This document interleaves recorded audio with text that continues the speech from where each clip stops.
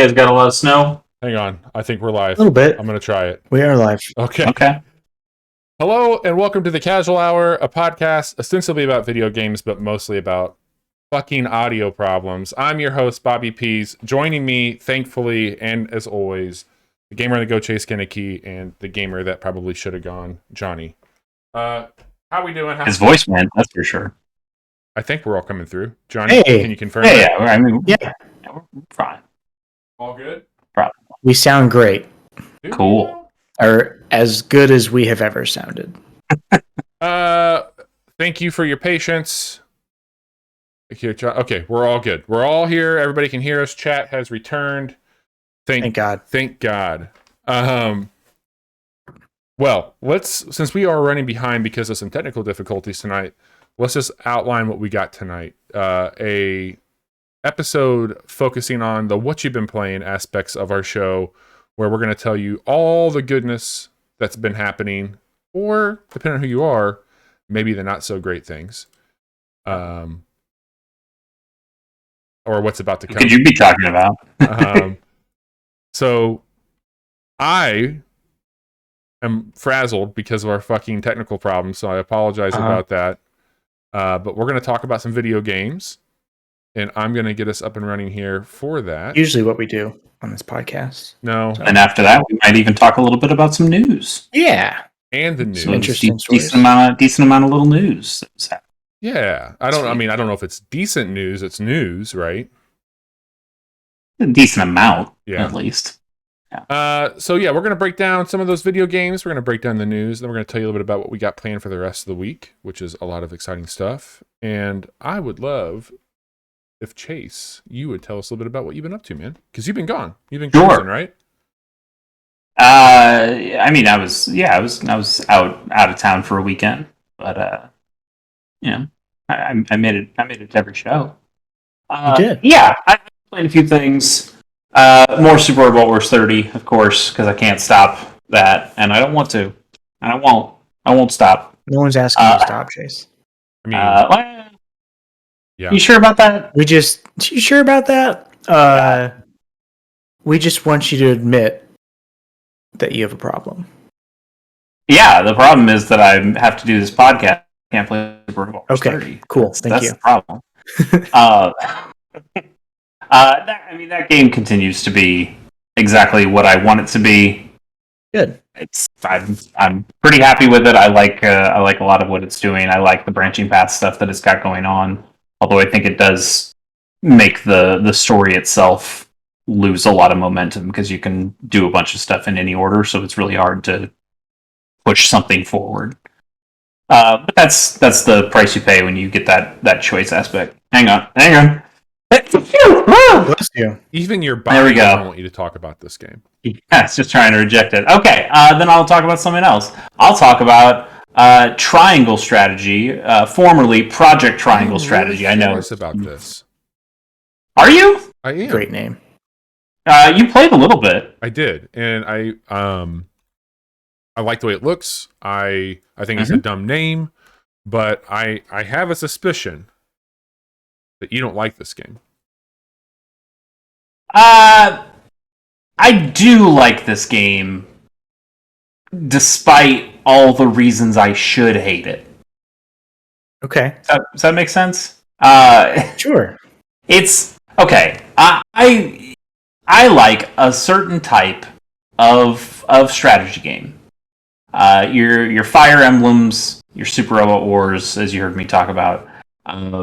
These are games that have specific mechanics that I've really enjoyed, and Triangle Strategy has almost none of those aspects, and in fact does the opposite of what I want it to quite often. It has the thing I hate most in turn-based strategy games, where if somebody goes behind you, they get a critical hit on you. You don't Because like that? I find no, I don't. I don't like having to choose where I'm facing, because I think it's just way too easy for enemies to just go right around you and then hit you for a critical hit every time. Okay. And I just think that kind of feels bad. I never want to move my character forward. I always want to end up turtling them even more than I usually do because now I'm too scared to go out there because I'm just going to have a bunch of enemies go right behind me and do a bunch of critical hits. How come this game sounds like something that Dr. Evil would say? The triangle strategy? Yeah, like he's announcing like a big strategy. Like a Project Triangle Strategy. It is a silly name. I actually don't mind the triangle strategy part of it, where it is one of those.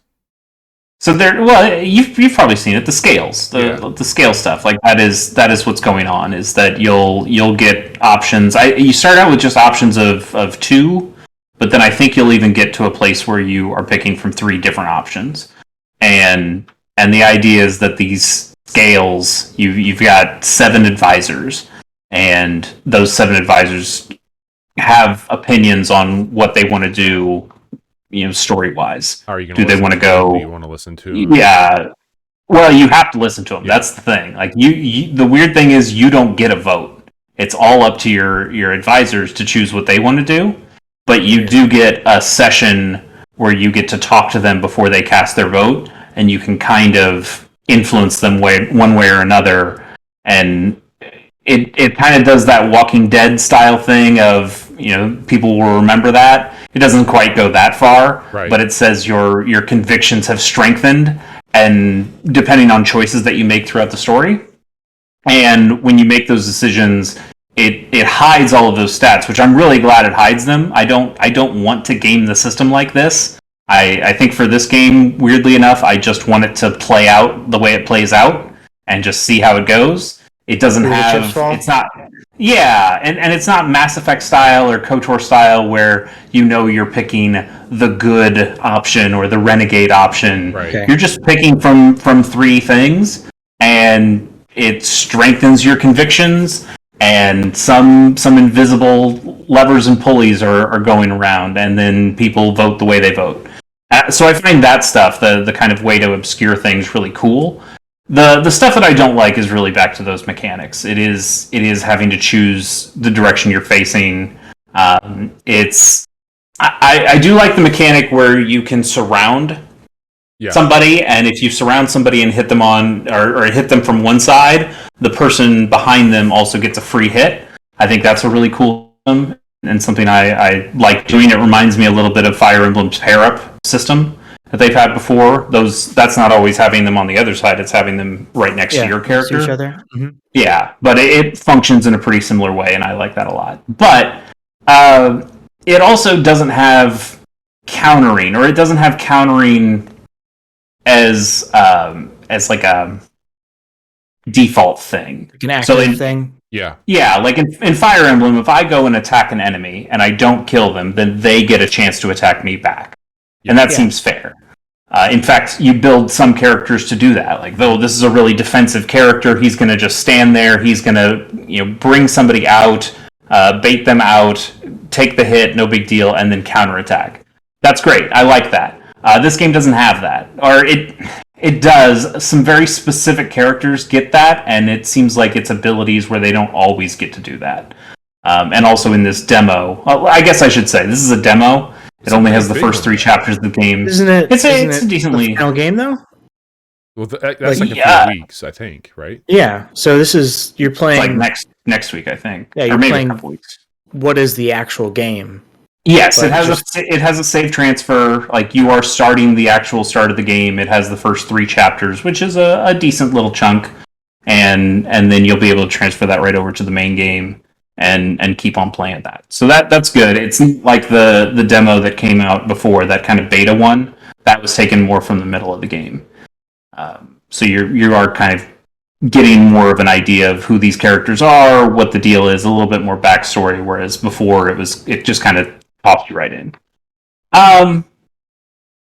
It's got some cool ideas in it. You seem like you're really struggling to determine what your feelings are about this. Here's the thing: like, there's not a new Fire Emblem. Like, the new Fire Emblem is going to be a Warriors game. Yeah, that's not exactly what I'm looking for. I'll probably end up playing it because I'm weak, but it's not what I want. Do you think Advanced Wars is going to scratch the itch?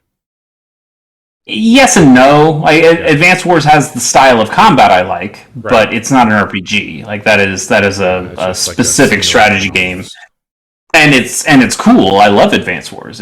I played Advance Wars before I knew what Fire Emblem even was, but there is something about Fire Emblem, that permanence of building an army and building those relationships and seeing those actual characters, that is different from, oh, I just made another tank, and I'm going to throw that tank out, and it's going to die, and I built it to die. Like that's a different kind of thing. That's playing chess instead of reading a book. Hear me out, Chase. Sure. You could play Into the Breach again. I could play old Fire Emblem games that I've never played. I could play a billion other strategy games. Yeah. Do you think that you're going to buy this game? I already bought this game. Fair. I finished. They've already won. Yeah, I finished the demo. It only has 3 chapters, but it does have an area where you can go in and do these mock battles, which effectively work as grinding opportunities. And I grinded all the characters up to their max level of level 5. It doesn't take you very long to get anybody to level 5, but for the demo, you can only get them up to level 5. So I decided to do that just to see if I got any cool new skills. I didn't really. But now I guess I'm set to have a pretty decent time once the full game comes out. Also put this game on very easy. Like, it has difficulty settings, and I decided, fuck it. This game is doing a bunch of stuff that I don't like from a mechanic standpoint. Sure. If I tried to pick this game really hard, I'm going to have zero fun playing it. So I said, you know what? If I'm going to play this one for funsies, let's kind of make it a really chill thing. So I set it to very easy. No, and none of the enemies have been difficult. Nobody's killing characters or anything like that. It doesn't have permadeath like Fire Emblem does. So that's also not a big deal. But are you like the characters? I do like the characters. I like their design. I like the different kinds of classes. I like that, hey, this girl rides a hawk and she shoots arrows, and she can just kind of like fly up to the top of a building and get more range out of her bow by having a higher elevation than the enemies around her. That stuff is pretty cool. There's a character there's a big decision you get to make on like which boat you get onto. There's like all 3 of these kingdoms kind of come together, and when they go part of one kingdom, the guy's like, well, you should really escort one of them home. Whoever you want to escort, you can. That's kind of your choice, but that's one where all of your advisors get together and that choice kind of gets made. And I feel like that's like the first big decision you make in the game, because I went to a place where I don't feel like they wanted you to go. I think they were kind of trying to push you to go to this sandy desert area, and I said, no, I want to go to the icy place. I want to do that instead. And so I went to that place, and I recruited a new character there, and I imagine that's a character you probably wouldn't get, or wouldn't get as early in the game if you went to the desert area instead. And I like him a lot. He's another archer, but he can set traps. So he can just put out these bear traps on the field. Whoa. And if somebody runs over it, they get immobilized and take some damage, and that's pretty cool. So I like a lot of the mechanical things that characters can do from an ability standpoint. Story-wise, buddy, not good. It's great. The voice acting is fucking terrible. Oh, Bobby, did you played a little bit? Did you listen to these voices? I mean, I did, but a lot of games like this, in my opinion, sound. I guess, like a lot of games like this wouldn't have voice acting at all. Yeah, which would kind of be an improvement. It's like Square's like, well, we need to have some voice acting, but we don't want to spend a lot of money. Yeah, I think there are a couple good characters with a couple really nice voices, but most of them maybe you could sound pretty bad. off. You can change it to Japanese, which I did for a while, and the Japanese voice acting's better. Yeah, but there's also a part of me that kind of wants to turn my brain off and not read everything and just have somebody tell me things. Yeah. And so I was like, fine, I'll listen to the English because, at least that way I can listen and kind of just not worry about it so much. I just don't like the English voice acting at all. And it's certainly too late to fix any of that. Is the story itself interesting? It's just being acted poorly? Yeah, I think so. It's okay. It's kind of intriguing. There's some interesting things going on of this kind of balance of power for the realm. There was a war that went on long ago called the Salt Iron War because the desert area has this salt production that I'm trying to figure out what salt means in this game. I don't know if it means salt, like table salt. It sounds like it also kind of means drugs at one point. Okay. Because somebody's talking about how salt's getting cut.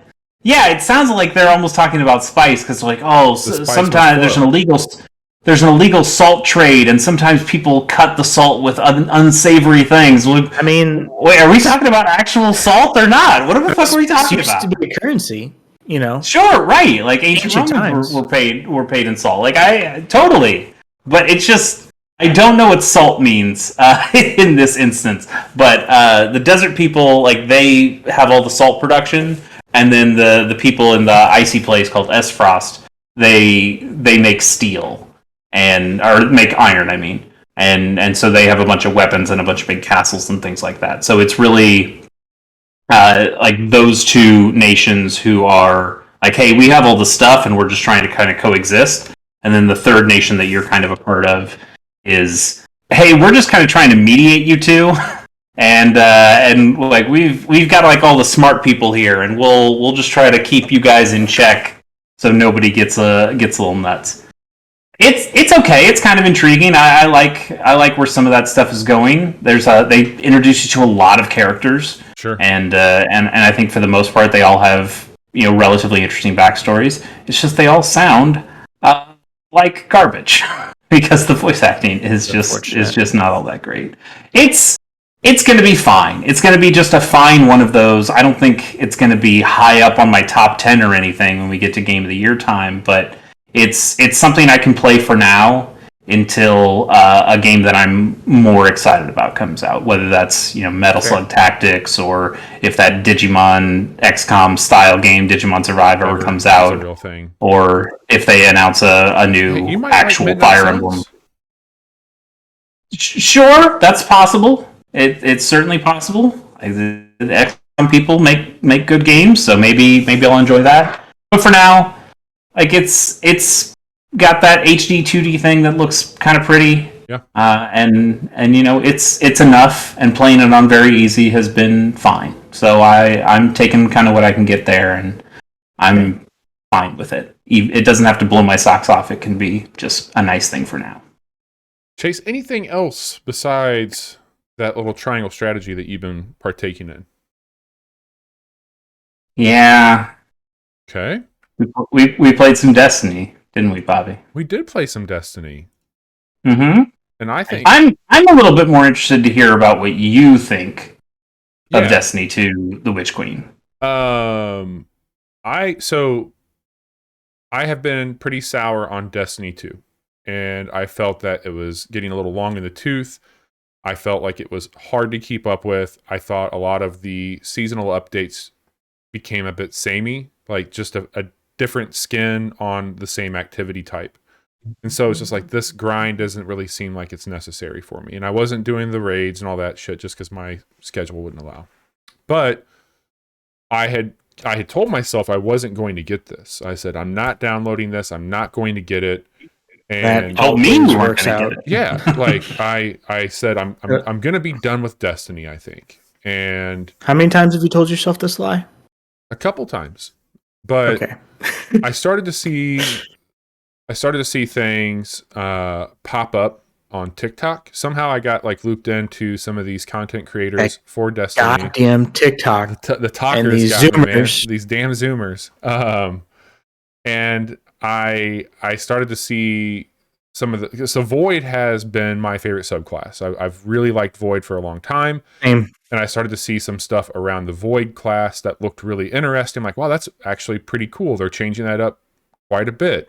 And then people were talking up the prospects, what the story would be. I was hearing Savathun, which is like a name that had been kind of whispered and sometimes shouted in other events in the game, and I'm like, that sounds really compelling. Yeah, like there was a strike that was about Savathun, or Savathun was doing something, and so yeah, it's a name you've heard about before, and that's kind of cool. Yeah, so I thought that sounded neat, and I'm like, you know what? Like, I'm gonna take a look on one of these like third-party key distributor websites and see if I can find a cheap copy of it and get it here on PC. So I did that, and I think there are some of the more interesting things happening with Destiny that hasn't happened for a while, just based off of the little bit that I saw with the crafting aspect of like weapons. I think that that's going to be a really cool thing. So you can actually build a weapon. You go in and you can choose what traits it has and like craft this weapon through a blueprint, which I thought was really cool. The campaign seems pretty fucking wild. The Hive have now figured out a way to harness the light, and they have ghost, and so like they will come back if you don't kill their ghost, and there's a whole new mechanic with that that's really fucking neat. And the story about like where the light is and who has the light, I think that's pretty damn cool. The new world I thought was one of the more interesting looking places that they've created in some time. Like the moon was cool to go back to, but it was familiar. And you know, same with Mars, like seeing aspects of Mars at the beginning where it's like, hey, this is what Mars used to look like. And then this big fucking ship shows up that's more of like this utopia, which I'm not quite sure if it's a ship or if it's her mind, whatever it may be.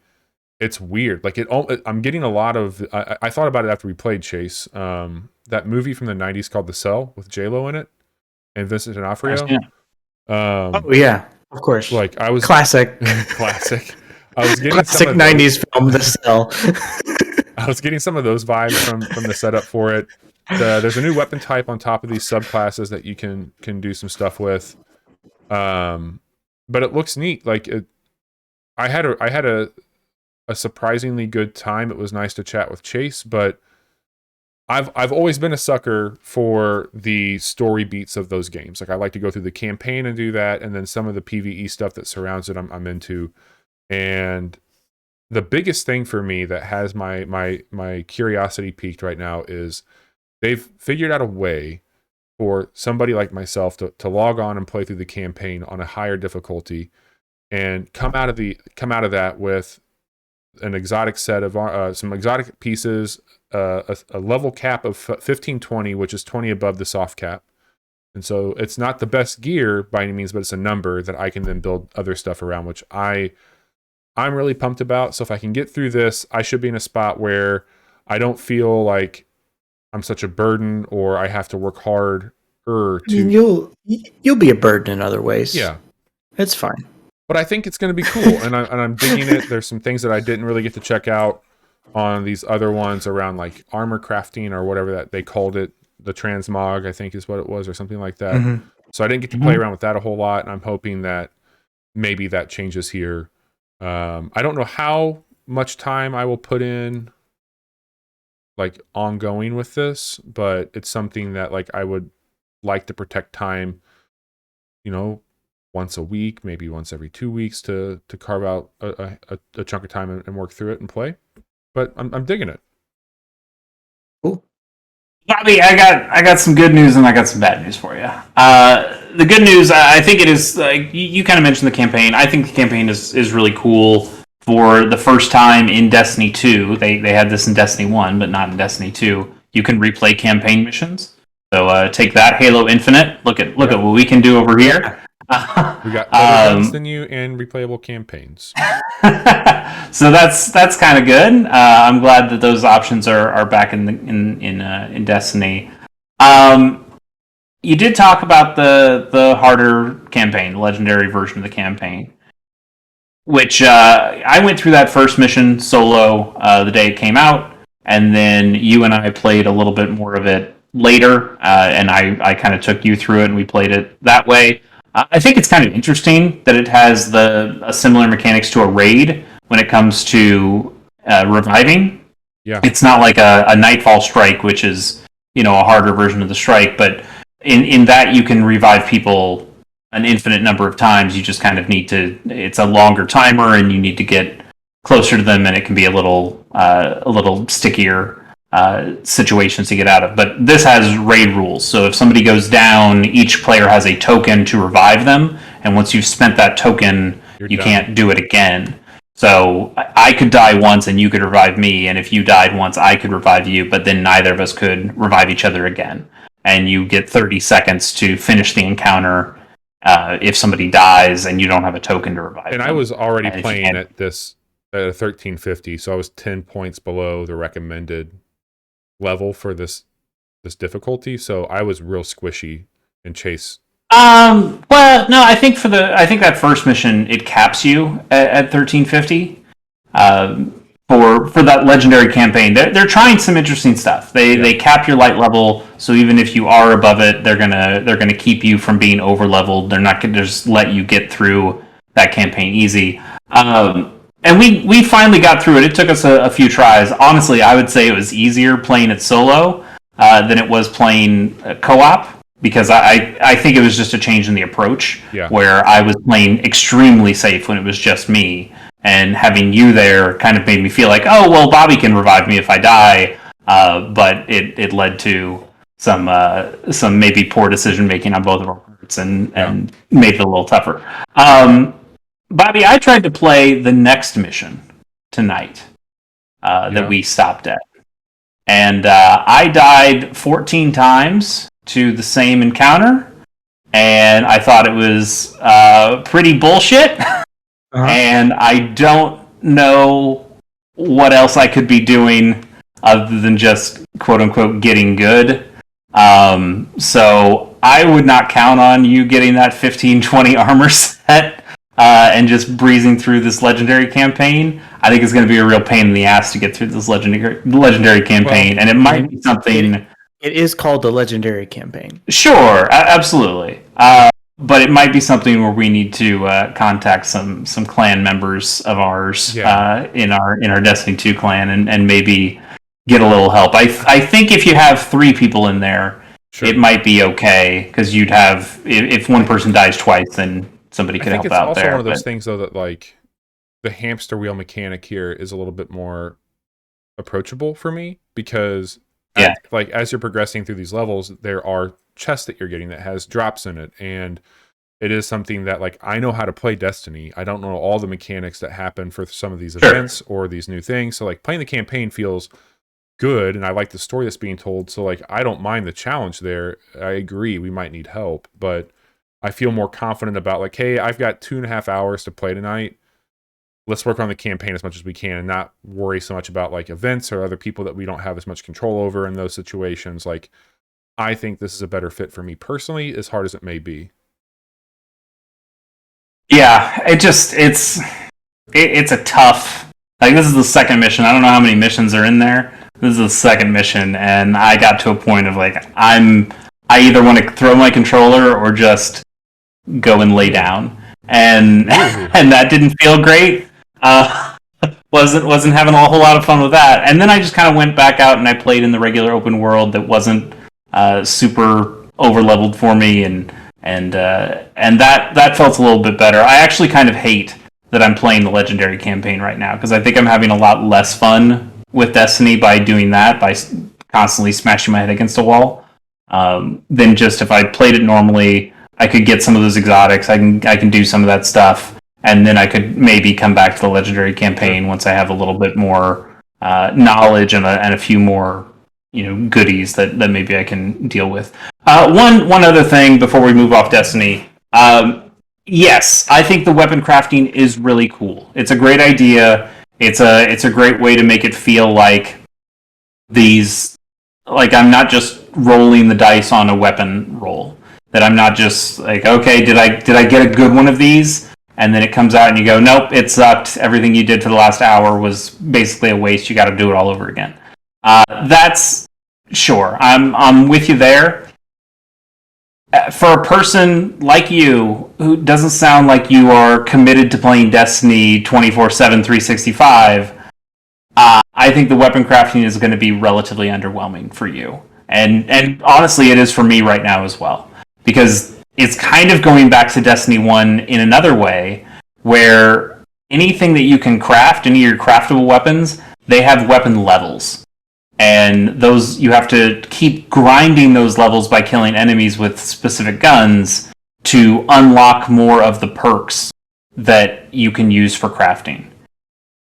So it just ends up, I get it. hey, here's a weapon, and to get the perks that I really want on it, I'm gonna have to use this thing for hours and hours and hours, and I'm also gonna need to find the materials that then I can use for the crafting to get the specific perks that I want. Sounds like Destiny. It sounds like Destiny, but it sounds like Destiny in an even more grindy way. Like, oh, hey, here's a different way to grind that's gonna potentially suck even more. Keep you there somehow. Yeah. I'm a little worried of getting burnt out on using the same weapon over and over. And it also has this issue for me where if I'm not using the weapons that need to be leveled up, then I feel like I'm wasting my time. Like, why am I using this weapon? I should be gaining more experience for this one weapon. And I don't think it's necessarily the way I want to play Destiny. That's fair. So we'll see. There's still some cool stuff in there. I think a lot of the new exotics that they added, a lot of the new exotic weapons, have some really cool ideas with them. I'm looking forward to getting some of those and trying them out. But I'm definitely not as high on this expansion. And again, we're only 2 days into it, so it's right. That this opinion could certainly change over time. But I'm not as hot on this expansion as I was for something like Forsaken, or even like I was for something like Shadowkeep or Beyond Light. We will continue to see what the story does with Destiny 2. Yeah. The Witch Queen.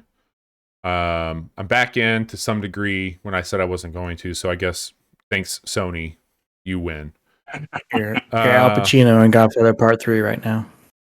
All right. Chase, anything else before we move on? Nah, I think that's it. Cool. I am really excited to talk to you two about this game. I'm checking out a game right now called Strange Horticulture. And this is a game that I had seen pop up a few times, and I was like, that could be something neat. I'm going to ignore it for now, wait for a sale. And then I saw even more stuff pop up on it. And then Johnny sent me a link. He's like, hey, check this out. And I was like, all right, let's figure this out. Let's get this game downloaded. So you are taking over a shop. We talked about a game back in the day called Potion Craft on here. And it's not too dissimilar from kind of a loop there, or even a game like Cardboard Kings. You inherit a plant shop from your uncle. And this game is a little bit darker in context. It's not like spooky by any stretch, but the tone of it's more like Addams Family. It's got a little bit more of like a Coven vibe to it, a little bit more of like a witchcraft vibe to it than maybe some of the other games that we've played. And in the shop, you have a storefront that you're looking at, and then there's 2 shelves that are expandable that have a bunch of houseplants or other types of plants on them. And you have a set of tools that you can pull out. There's some really interactive drawers. In that drawer, there's things like tags. You have a magnifying glass. Over on the left-hand side, you've got 3 areas that you are monitoring. One is your will to explore. The one beneath it is the microscope. And then beneath that is impending doom or something like that. Can't remember the exact name of it. And you have a book that is a journal of these plants. And the whole loop is that there's descriptions and some insight to what these plants are. And this is really more of a puzzle game surrounded by a shop for you. So what you're doing is as people come into your shop, they're like, hey, I got this shit going on right now. And you're going to have the same people coming in to talk to you, so you develop a relationship with them. But I need to figure out how to holistically take care of this. Here's what I'm looking for. And they're like, I want this plant. They tell you the name of it. So then you go to your book, you pull it out, you go to the page that the plant might be on, and it gives you a little bit of a leaf diagram. It tells you a little bit about what the nature of the plant is, where you might find it. And then you have to go onto your shelf and figure out, do I have this plant right now? And you have to figure out how to identify the plant and then bring that plant over and start to work out this whole thing. And if you give them the wrong plant, that progress bar on that impending doom fills up. And if that fills up completely, then it's game over. But if you're doing things right and you're doing these research points, so if you're watering your plants or if you're researching, you're filling up your will to explore, and there's a whole map. And there's a systems of clues that you're going to get. Some are left behind from your uncle, which are just like little pieces of paper that have like, hey, I was on this hike and I saw this really weird thing. I wasn't prepared to go into it, but you should check it out. And so you have to figure out on your map where to go. And then you might go to a location and find a new plant and bring it back to your shop. Or you might go and find another clue and have a story unfold from it there. It's really fucking cool how they do it. It's incredibly detailed and very, very neat. Does the gameplay change between those two things? Like when you're in the shop, it seems like it might be, I don't know, the way you're kind of describing it, almost like more menu based, where you're going through and looking at stuff. Like when you actually go out into the world and explore those things and look for those plants, is it? Oh, it's still just text. Yeah. Okay. But as you identify plants correctly, you get a reward, and it's usually another page of the book of a plant. It's a description of a plant, not the title of the plant. So the other thing that's neat is like once you identify a plant correctly, that tag, you get that out, and on your keyboard you type the name of the plant in and you hang it on the plant. So if somebody comes in like, oh, I needed this one. Well, I've already identified it. I can just go over here and grab it, and I know what's going on. Got it. Okay. But the stories of the people are really cool. I think the style is incredibly neat. I like the mystery of it, and I like the upkeep of the plants is really fun, and learning about the plants and having this. There's definitely some storylines that like it expands upon, and I think the game could change up. Like there's things in my drawer that I have no idea what they are. One's like a decoder ring, and I have no clue on how to implement that. Like I found one clue that's just a symbol, and there's a symbol that matches it that I see carved in on the book somewhere. So I'm like, well, where the fuck do I go with this? So there's some neat mystery elements to it. And from a narrative standpoint, it's choosing a really interesting way to tell a story. I want to say this game's like $14 to $20 range, something like that. I believe it's currently PC only. It is $15. Okay. I would love to quick look this. I think it'd be a fun quick look to do, and I think you might find something interesting about it. Like there's a neat hook to it. And I know that you like houseplants, so there might be something there that you would enjoy. But it's a cool game for sure. Yeah, Windows is the only platform currently. Also, it has, with 1,400 reviews on Steam, overwhelmingly positive, 96%. It's up there. So, like, it's a surprise game. That I think it came out this year too, right? It's a 2022 release. It did. Yeah. It came out in January. Or last month. It's a really neat game. Are they real plants or are they all fictional? No, they're real. Okay. I'm pretty sure they're real. I think that they're real. Like, yeah, they're real. Now there are some things that are so far I've dealt with a little bit of fungi as well. I've got the plants I'm trying to think, like they talk about like aroma as well, and like the pungency of some of these plants and like what you might need those for. The stories are pretty interesting, and the other one that happened too, I chose correctly, which is a good deal, but a guy came in and ended up having a bad reaction to a plant, and there was two plants that you had to get, or there's a plant that you had to get him, but they gave you two choices, like it's either this one or this one, and they were both pretty similar, and one I think would have killed him or like royally fucked him up beyond that rash. And so I don't know what that would have done in the game, but I did choose the right one, thank goodness. They would have strung you up for poisoning that man. Probably so. But it's a really, really neat game, and I'm excited to play more of it. It's been a very chill game. I've enjoyed a lot of what it's doing for sure.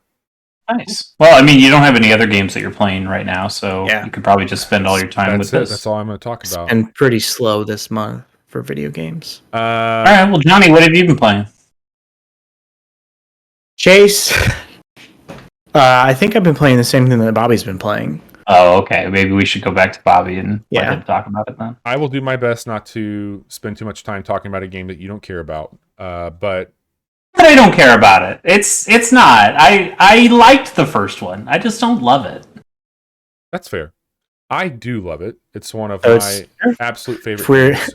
If Horizon Zero Dawn was a Stone Cold Creamery dish, it would be, I like it. I don't love it. I don't gotta have it.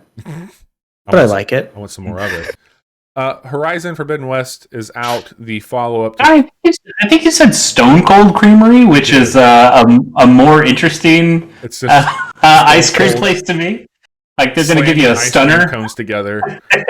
Yeah, if you like this ice cream, give me a hell yeah. It's cold. It's Cold Stone. It's Cold Stone. Creamery is My mistake. It's all right. It's all right. That's the bottom line. Sending a lot of Stone Steve Cold Steve Austin coming out. Everybody sending has a Stone. we all just wear jorts and fucking leather vests the entire I'm time. driving a Zamboni into my Anytime office the next door week. opens, it's just broken glass. Stone Cold, Stone Cold, Stone Cold. I've been sending Stone Cold gifts and chat on Slack like constantly lately, so I've had Stone Cold on the brain. You son of a bitch! What do you want? What? What? That's good. That's good. That's the bottom line. I mean, I don't know how I top that. Probably with stencils and broken glass, but Horizon Forbidden West, the follow-up to 2017's Horizon Zero Dawn, is out. It is a PlayStation exclusive. It is available on the PS4 and the PS5. It is the last first-party title that you can buy at the PS4 level and upgrade for free to the PS5 version. Or you can be like me and Bobby and buy that deluxe version. You can buy the deluxe version for sure. Mm-hmm. I'm going to try and keep this very tight on what I want to talk about. We do have a quick look out that you can go and reference where Johnny and I break the game down a little bit more. That is on youtube.com/casual hour right now. So, and you also played it last Friday, so there's an archive of that where you guys were messing around too. That's true. So they have attempted to add more flexibility to a formula that was already seemingly outdated by the time Breath of the Wild came out a week later, where people were exploring a bit more freeform in the world, and that was a really big thing that people were struggling with, is that, you know, it felt more digital versus analog, or however you want to explain it out in those senses. Like, there was some weird terminology being used at the time to try and compare it to those types of things. But the real thing is that Aloy, the main character, could not interact with the environment she was in to climb things. There's a few areas that she could parkour up to, but they were very, very specific. There would be areas that, like, okay, I could clearly jump and make it up here, but the game was designed to not allow me to do that. And people were like, wait a minute, well, this game lets me do wherever I want and go wherever I want. Why can't I have that in this game? Right. And it's not like you needed those things in Zero Dawn. It's not. Occasionally you'd get frustrated because there was some, half high cover that you feel like you should just be able to jump over and you couldn't. You had to run around it, and it'd take you a few seconds to run around it. It's not like it was a big deal. Yeah. But I think it also hampered the way that the levels were made, the open world itself was made, and that it just really felt kind of flat. Yeah. Whereas you had something like Breath of the Wild that was, you can fucking climb on anything. You can take your hang glider basically anywhere. You can do all the stuff. You have all this freedom, and they built the game around that freedom, and it made Horizon Zero Dawn, at least in terms of its exploration, feel a little, boring by comparison. So that was a big thing that they've overhauled, and they've added it in a really clever way where the focus that you wear in the game, and that you can use like the detective mode that you might be familiar with from like the Arkham series to scan the environment that you're in, and it'll show you points of contact that you can climb up to. You did mention the paraglider. They've added that in to the game. There is not a stamina meter in this game for climbing or sprinting or gliding, so if you're at that level, you can go wherever you want to. You can climb however you want to in that sense. There is a stamina meter on the weapons, so there's some new power-up moves that you can use that you unlock, and there's also a valor meter that you can use in the game, and they've added in a really robust approach to the melee combat. So Horizon has been known to be a more bow-focused game that you are fighting these mechanical robotic animals with. There were melee attacks, but it was more of just like, hey, I got to get away from you so I can go and do it, where now you can do some. Yeah, it's like you wouldn't be having a good time if you were just trying to do melee combat in Zero Dawn. It's not what that game is built for. On this one, like, one of the things that I really appreciate that you can unlock is they add in, so like if you do 3 light attacks and a heavy attack, you can then create a targeted point that you shoot, and if you shoot that, it does this huge big boon of damage. And so, like, that's really neat. Like, if I can get into something and land that combo and get back out, I've got a timed window to hit this portion of the robot and then like blow up a big portion of it. The other thing that's awesome is that they've added an encyclopedia almost. So if you have your focus on what you're fighting, you can then just press the touchpad on the DualSense, and it opens up this encyclopedia page that shows you all the weaknesses and strengths, but then it gives you a breakdown of each part on the animal. And if you leave it on it, you're going to get a bonus. If you knock it off, you're going to get a craftable part. Then you can go back in, highlight those on the beast while you're fighting it. So I know that I'm trying to get those off for a reason. I think that's really cool how they do it. They've also introduced a couple new weapons.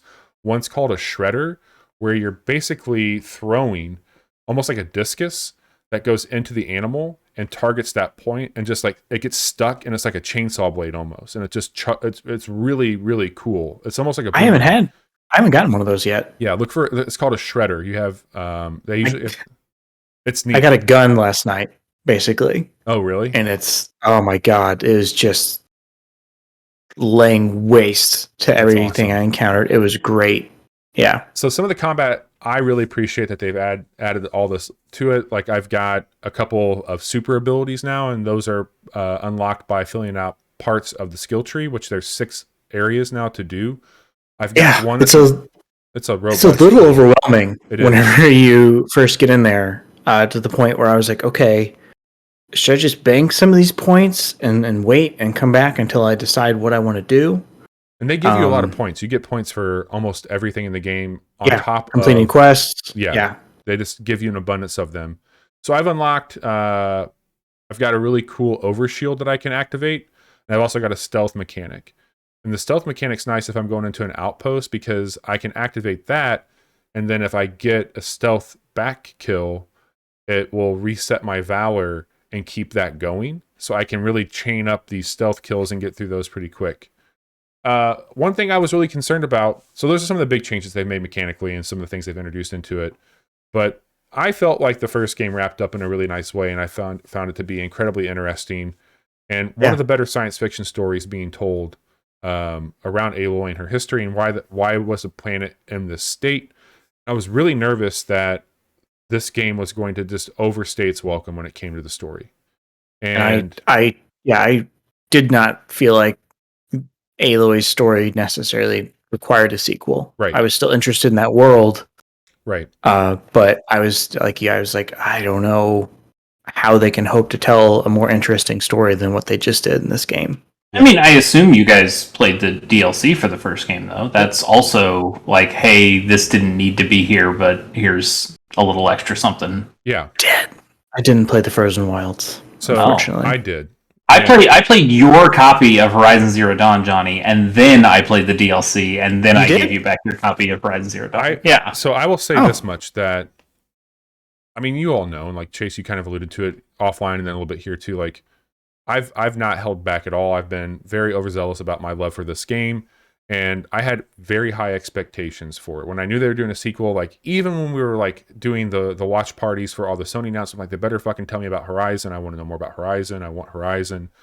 So I had some really high expectations, and I got to tell you that as cautious as I was about the story, they have seemingly been able to meet and exceed all my hopes for where the story could go.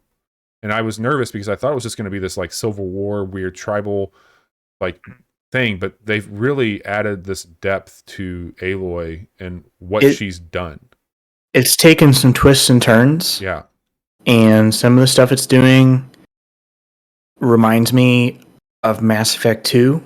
Absolutely. And in the most positive way that I can convey that. And I think that most of the characters that you meet and that become allied with you are really interesting. And it does the thing where this is going to be okay. I don't know how to talk about this without light spoilers getting coming in. Light spoilers. Oh no! But so after you come back from a quest, the people that you've assembled, it's just like Mass Effect. It's like, hey, they have new dialogue. You can talk to them about what's been going on while you've been away, and you don't have the Normandy, but you have a spot. Yes. Where you're. So it's the camp from Red Dead Redemption 2? Is that what you're saying? No. Except you can walk a lot faster. Okay, cool. But they have added. So I guess like the first one was all about Aloy. I would say that this one has a lot to do with consequences, but also like the people that she might be letting down or building up. And I think that that's really cool how they've added that depth to it. The performances that you're getting out of these actors is phenomenal. Like it's so well done. No, it's no triangle strategy, that's for sure. No. Yeah, because it's all about, it's still Aloy is the focus here, but she's trying to do all of this on her own, and people around her that care about her, that are, most of them are from the first game, some of them are new characters, are just trying to say, like, look, we can help you. Let us help you. Like, we know obviously there's certain things that only you are able to do because of who you are.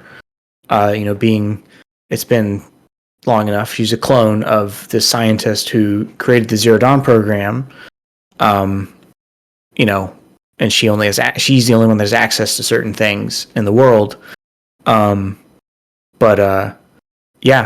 Bobby, it has met and exceeded the expectations that I had for it, and I, like him, really loved that first game, and the story that it told. And I played a bunch of it when it came out on PC, and I'm not one to usually go back and replay games really anymore these days. I don't know, man. It's been so nice to not be let down by this, because with COVID and delays, and you don't know how a game is gonna end up these days, and so far it's been great. I've been loving my time with it, and it's definitely gonna have a place probably pretty high up on my list at the end of the year. The narrative has its hooks in me, so even though I might be going away for a little while starting tomorrow with the game that's coming out, I will be back to see this through. And like I think another thing that it was criticized for was, it kind of lacked variety in the biomes a little bit. Like some of them was like a little like, this is kind of just a lot of desert. And so far, like the variety in the areas that you visit, and like some of the areas that I've just happened upon when I've been out running around in the world have been extremely interesting. Lots of environmental puzzles that I enjoy. And I've been having such a good time with it. It's been so nice. And it's like I bought 3 other games this month, and I've loved to varying degrees all of them. So it's nice to have that kind of consistency. Some things work out. Yeah, some things do work out. I got a few other things I just want to bring up really quick on it. Not if there's any questions you have, Chase, or anything like that. But quality of life stuff. So the first game, if you remember, when you're out there running around, there was all kinds of shit you could pick up, and it would tell you like, hey, your bag's full. You don't need to carry any more of that. One of the things that they've done that I think is such a great quality of life is you can grab everything, and if your person's full, it sends it back to your stash that you can get at any camp. And so you can go back and access the stash box, and then you can just hit one button and replenish all of your resources. And that's your traps, that's your medicine, all that gets done. So that's a really, really cool thing to be able to get. The other thing, they've added a liveliness to a lot of the cities that felt pretty bland in the first one. Like, these feel very lived in. Every city now has a workbench. It also has an armorer, and it has a weaponsmith as well.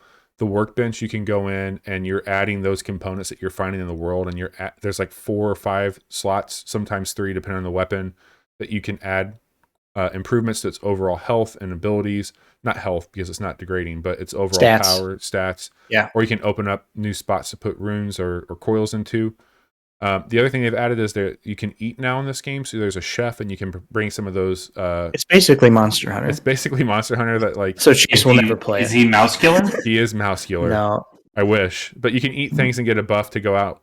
But they've added a game within the game, and the game is called Machine Strike.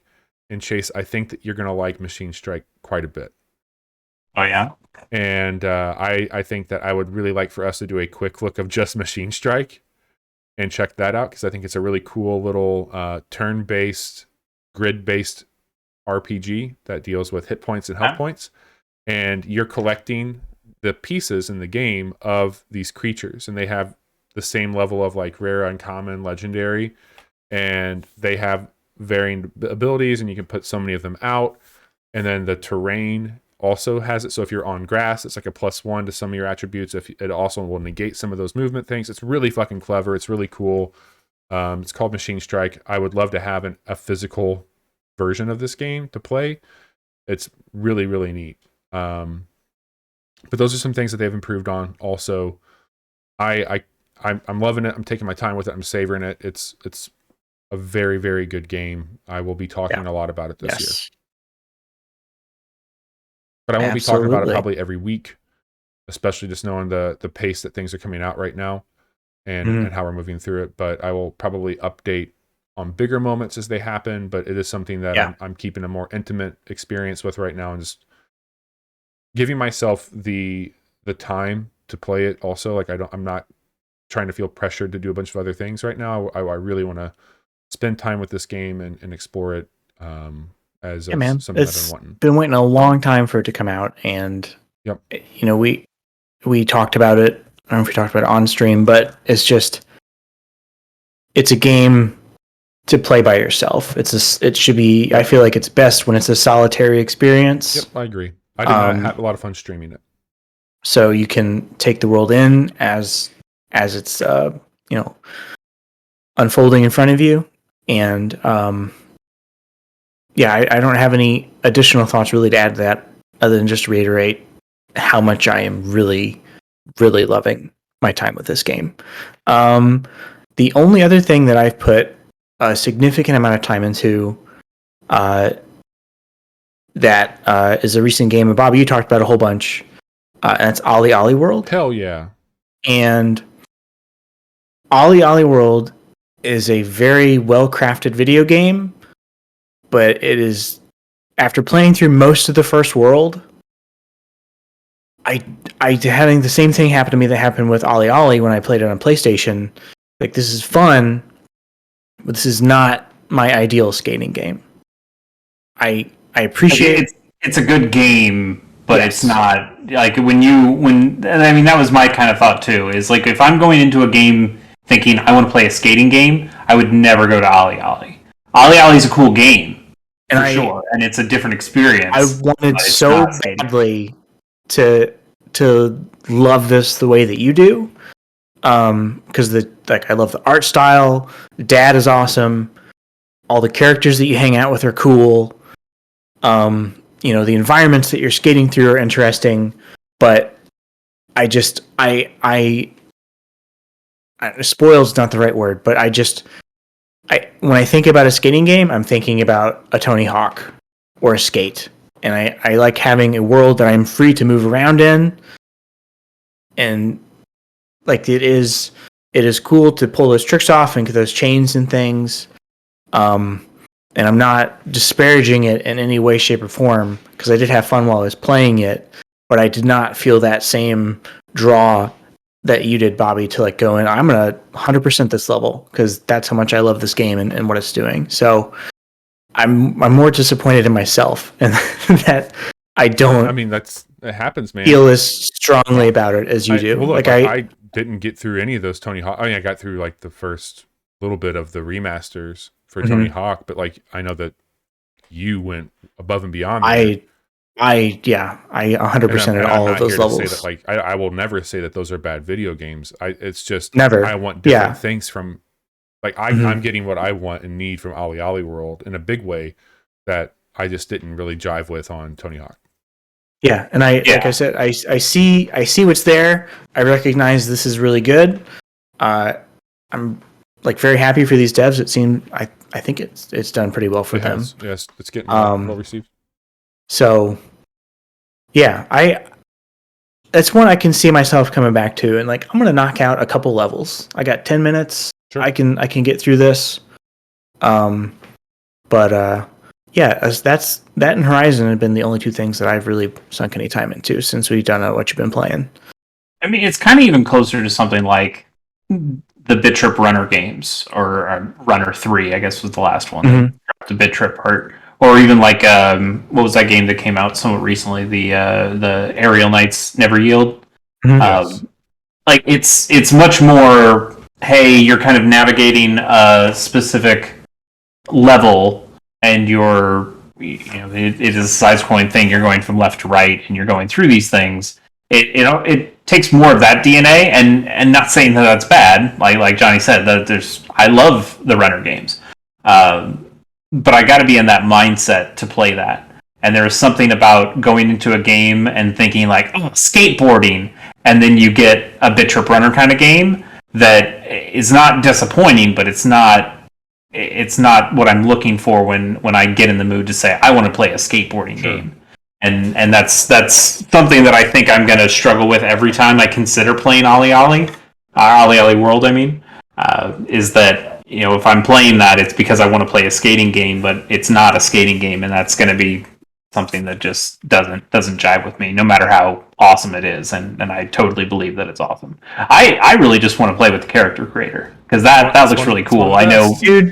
That is like Bobby changed his profile picture on Twitter to that, and I'm like, I want to play the character. I want to make me in that. That seems cool. I got to put on the loudest shirt I could find. You did. That's in the quick look. Yeah, it's great. Yeah.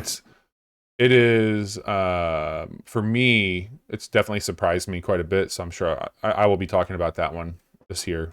Also, like February has been big. One of you two just needs to make me in that game and send me a screenshot. That's what I need. Okay. I can do that. Okay. Thank you. I'm going to put you in some shorty shorts.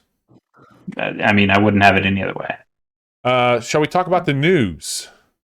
Sure. Jason, those shorty shorts. Sure. We have several stories here. It is getting a little late, so maybe we won't run through all of these. But the biggest story, I think, by far, is Nintendo announcing that they are closing the 3DS and Wii U shops March of next year. Yep. They have no plans to offer classic content in other ways, aside from the Switch Online stuff that they've been offering, doling out N64 games one at a time, or one per month. This is it's business. At a certain point, it's no longer feasible for them to keep these things active if not that many people are buying things. And they say like, hey, you'll be able to download stuff till we say you can't anymore. But it sucks because there's over 1,000 titles, I think, that only exist. Right?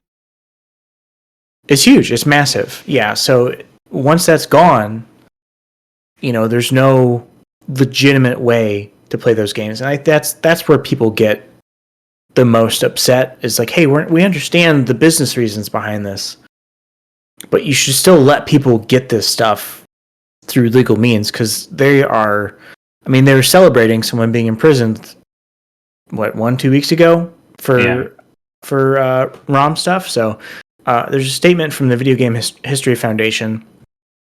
It says, while it is unfortunate that people won't be able to purchase digital 3DS or Wii U games anymore, we understand the business reality that went into this. What we don't understand, this is basically exactly what I said.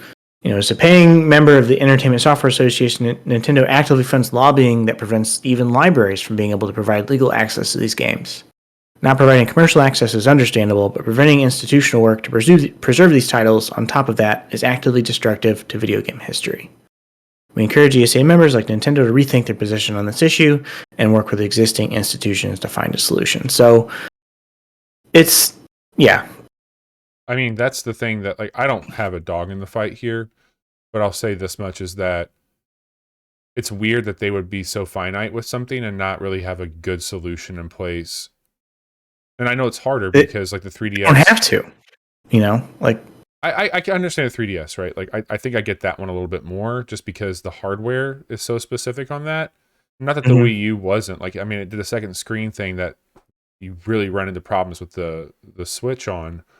But there are a lot of games that they could easily bring over to the Switch as a port, and they've done that. There's 8 exclusive games for the Wii U. I think a handful of them are already there. But you can't get Game Boy games on the Switch. you can get them on the Wii U. Well, that was the You know, rumor that we it's- were going to be getting that though. And Yeah. Yeah, it still might happen, but that's it's not necessarily Game Boy Advance like it is from the Wii U. They probably end up I would starting love with to hear Game Boy from the Gamer Color. to Go on this one.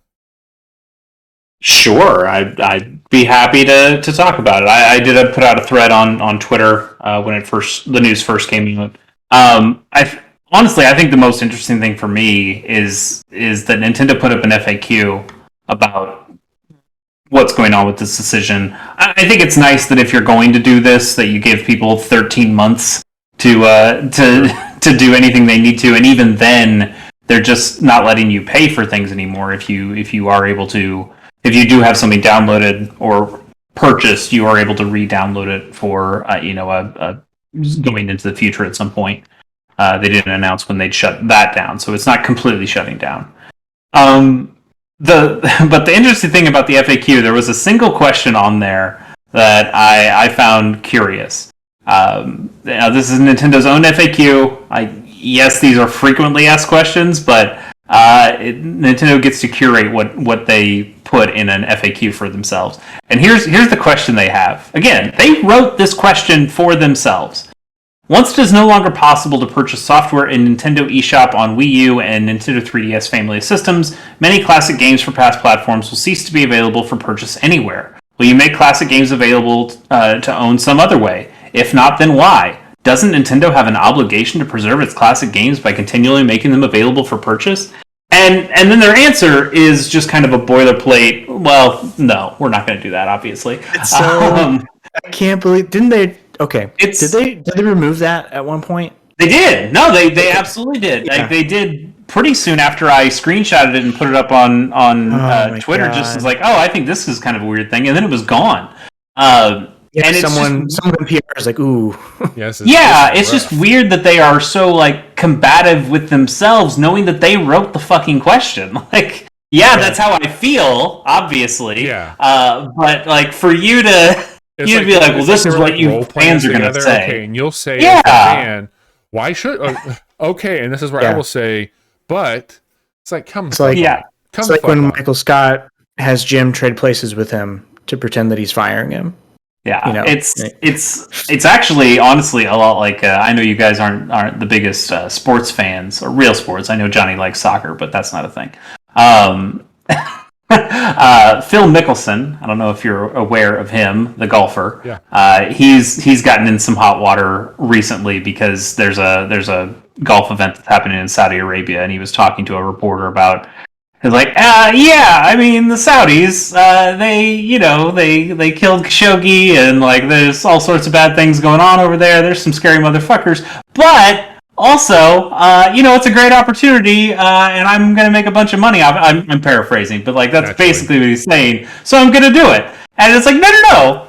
You outlined all the reasons you shouldn't have been a part of it, and then you just said, yeah, but fuck it. And that's exactly what Nintendo's doing here, where it's like, here's a legitimate question. Here are good points of what Nintendo should be stewardships, like a steward of their own a video game history of their own titles, and then it's like after all these legitimate good questions that again they're asking themselves, then they go like, yeah, fuck it. I'm like, what are you doing? What the fuck is going on here? That's why. Basically. All right, so here's the deal, and I'll wrap it up real quick.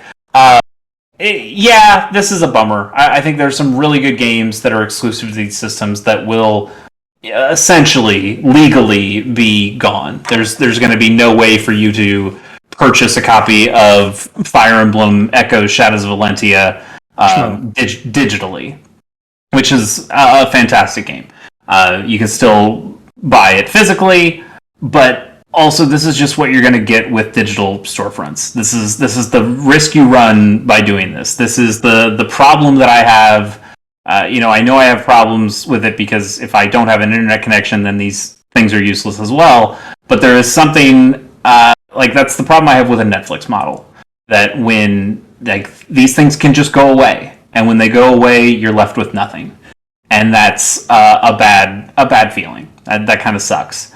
That's why I think that piracy in this case, and you're hearing a lot of people going out and talking about how you can easily pirate these games and everything's jailbroken at this point. You can just put all that stuff on there. It's not a big deal. And if Nintendo doesn't care anymore, then you totally should. And I agree with that. But I wish, to the Video Game History Foundation's point, I wish that Nintendo would care a little bit more. I wish that they would find ways of preserving this stuff and allowing this stuff to not just be something that somebody has to hack up a fix and workarounds for these things to work. And that's kind of the bummer. People would buy it again. They would absolutely buy it again. Yes. Nintendo are very good at getting people to buy their shit multiple times. And it sucks because I felt like in a lot of ways the Wii had one of the better eShops that let you play some of these classic things, and it was easier to do. And Nintendo is all in. Like, there's no going back off of the Nintendo Switch Online catalog now. The problem is that catalog is pretty fucking bullshit most days, and it needs to be. It deserves to be better than what it is. And as Nintendo continually looks at its legacy, which it's got decades of an incredible legacy that needs to be one of the most iconic games in history. I agree completely with it. I'm not going to say anything that hasn't been said already.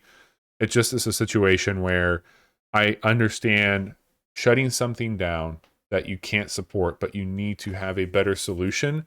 And if you can't do it and you don't want to deal with it, there's people that have proven they can do it better than you time and time again. So just let them do it and just fucking back off of it. So the good news here is that I think we're getting to a point, and maybe we already are at that point, where I think the infrastructure has been built to prevent this from happening as much.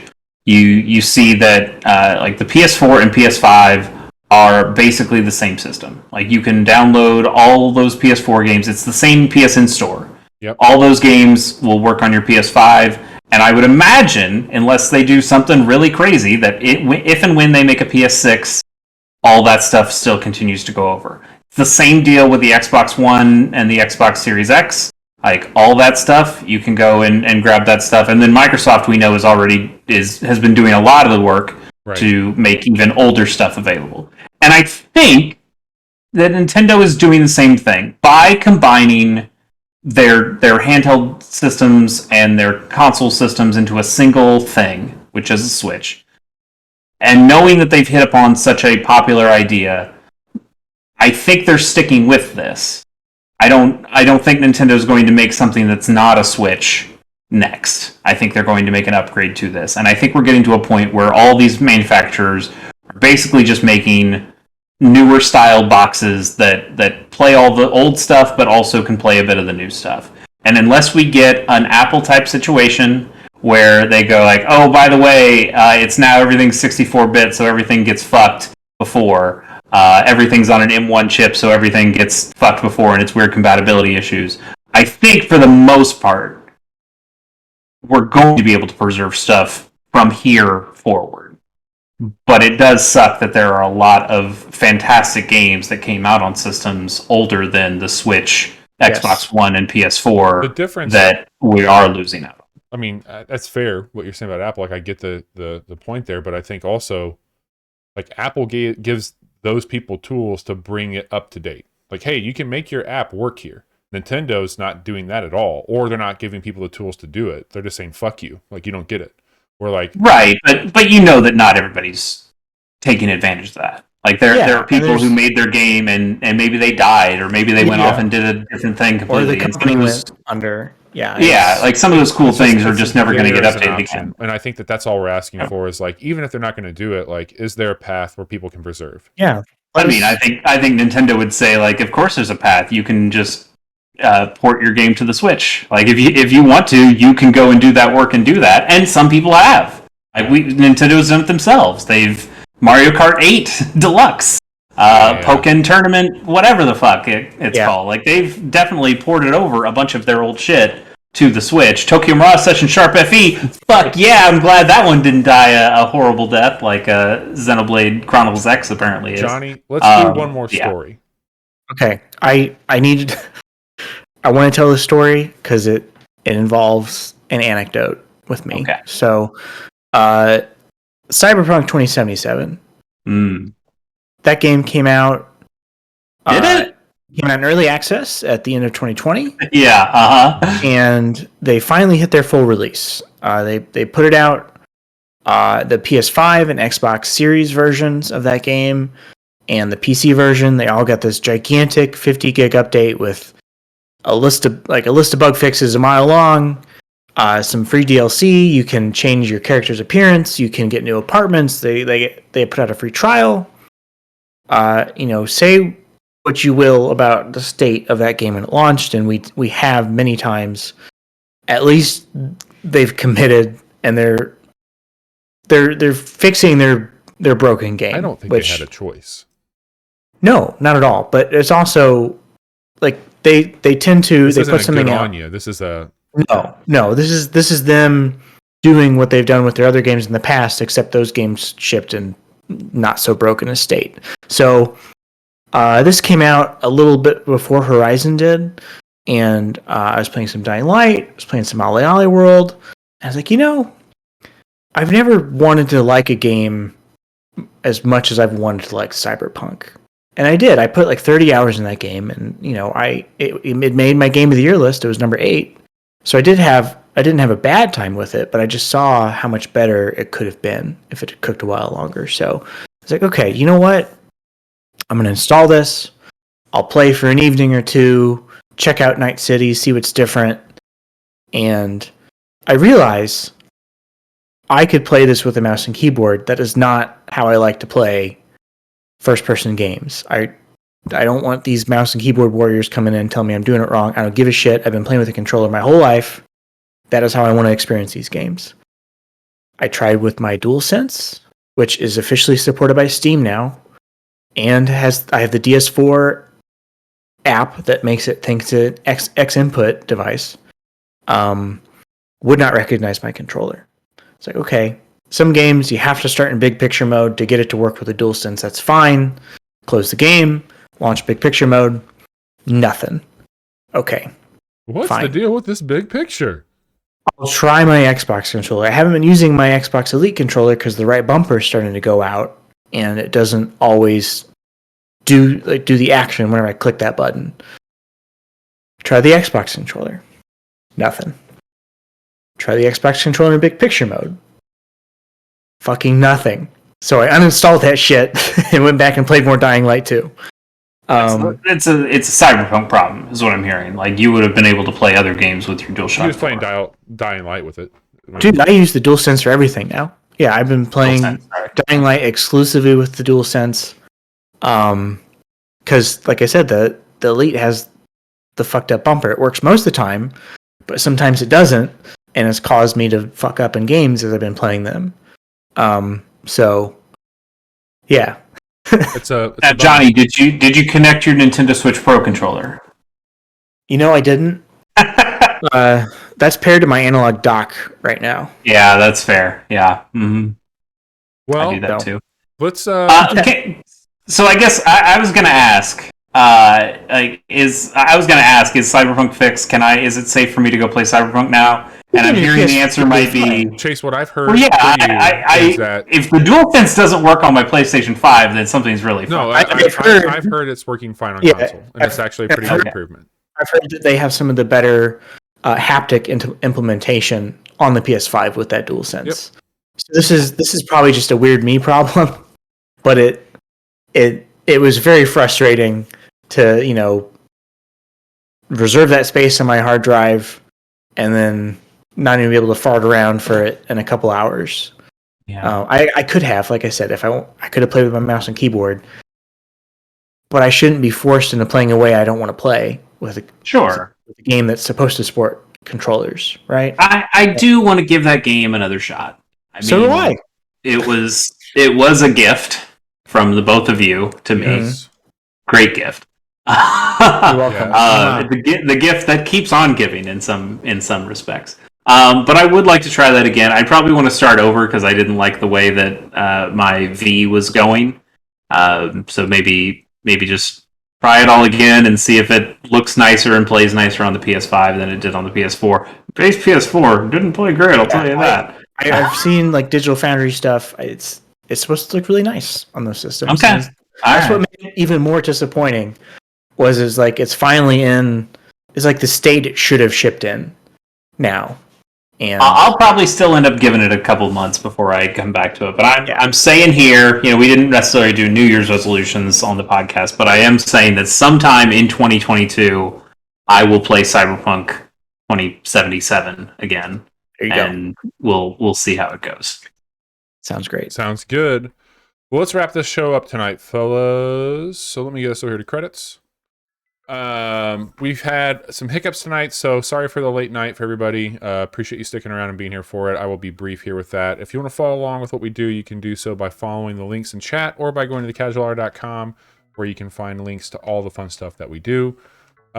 This past Monday, Chase and I played part 3 of our Portal adventure called Best Spuddies, where we got to almost the end of the 3rd segment there, and that was a really good time. Going great. Felt really good about that, having a lot of fun playing it. I realized that this is not updated now when I had the new one here already. So anyway, Horizon Forbidden West is a quick look that we did for Tuesday. You can check that out. We mentioned it on the show earlier. Tonight's been episode 261, not 260. And tomorrow morning, we've got a quick look for Sifu going up. And I got to tell you, that game is a lot cooler than what I thought it would be. And I think if I can find that at a discount, I will be checking that out myself.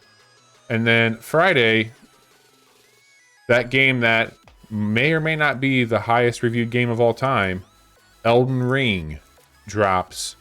And we will be doing a Casual Friday look at that, where Johnny will be piloting and I will be asking questions. And like, why did I agree to this? Why did I agree to this being one of those? So, plenty of good reasons to hang out with us this week. We would love to have you join us for any of those. But if you can't, we will post those videos on demand over to our YouTube page, where you can go back and watch them when we're not live. Chase, you do all kinds of fun stuff. What do you got going on?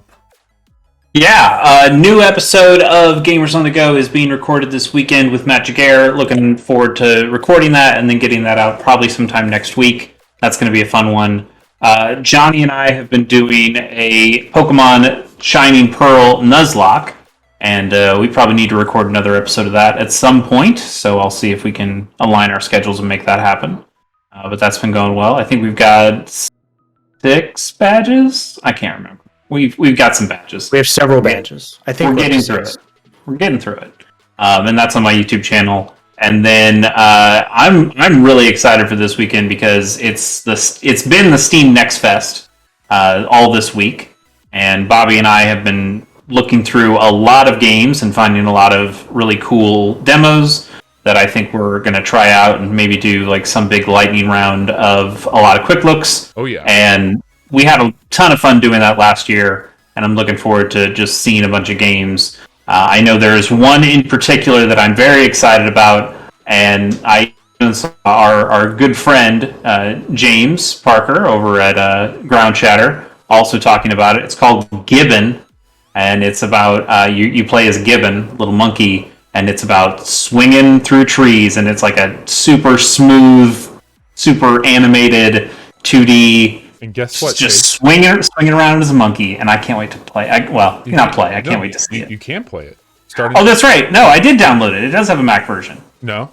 Yeah. Oh yeah. Wait, oh yeah. what? So it's on Apple Arcade. Yeah, so I think it has a Mac version. iPad, iOS. Oh, okay. That's also cool. So it's an Apple Arcade game that launched. The entire game comes out on Friday.